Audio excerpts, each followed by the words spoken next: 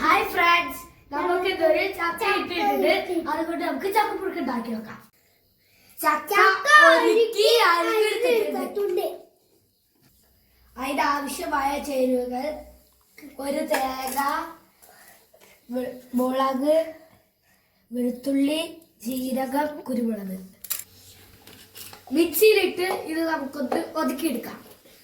നമ്മൾ അരച്ചെടുത്തിട്ടുണ്ട്. ചക്കയിലേക്ക് ആവശ്യമുള്ള മഞ്ഞൾപ്പൊടി ചേർത്ത് കൊടുക്കാം. ആവശ്യത്തിന് ഉപ്പും ചേർത്ത് കൊടുക്കാം.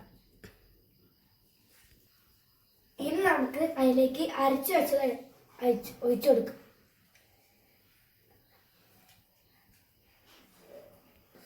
ഇനി ഇതിലേക്ക് ആവശ്യമായ വെള്ളം ചേർത്ത് കൊടുക്കാം.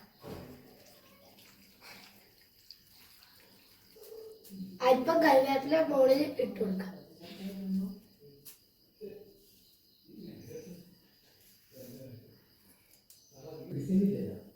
ഇത് അടച്ച് അടുപ്പത്ത് വെച്ച് വേവിക്കാം. അടുപ്പത്ത് വെച്ചിട്ട് തീ കത്തിച്ചു കൊടുക്കാം.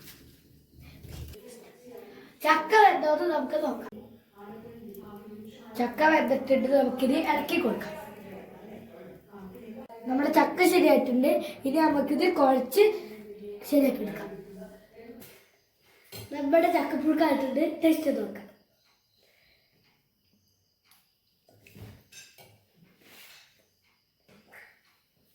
സൂപ്പർ!